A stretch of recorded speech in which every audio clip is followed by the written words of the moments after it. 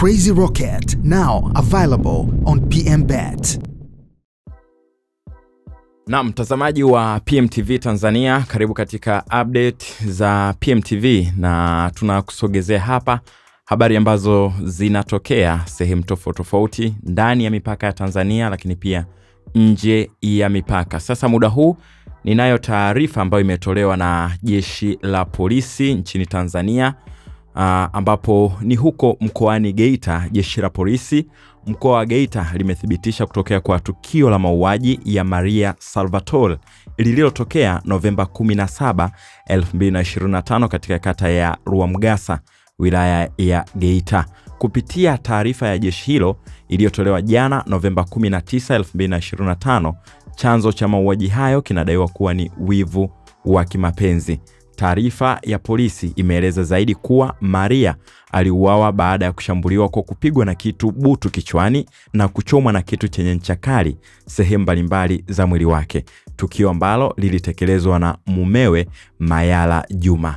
Baada ya tukio hilo, Mayala alijifungia chumbani na kunywa sumu aina ya Sinom Crown pamoja na dawa nyingine katika jaribio la kutaka kujiua, na licha ya kukimbizwa hospitali kwa ajili ya kupatiwa matibabu katika hospitali ya wilaya ya Geita, Mayala alipoteza maisha alfajiri ya Novemba 18, 2025. Taarifa ya jeshi la polisi imebainisha kwamba baada ya miili hiyo kufanywa uchunguzi, imekabidhiwa kwa ndugu kwa taratibu za mazishi. Kufuatia tukio hilo, jeshi la polisi mkoani Geita limeendelea kuwasihi wananchi katika mkoa huo kutatua migogoro mapema ili kuepuka madhara yanayoweza kuepukika.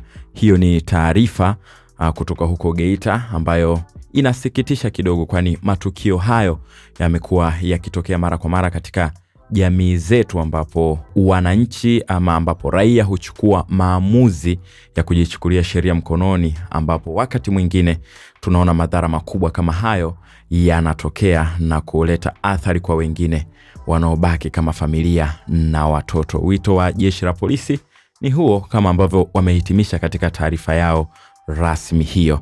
Endelea kushiriki nasi katika mitandao yetu ya kijamii, lakini pia hapa YouTube kwa ajili ya update mbalimbali za kisiasa, kimichezo na burudani.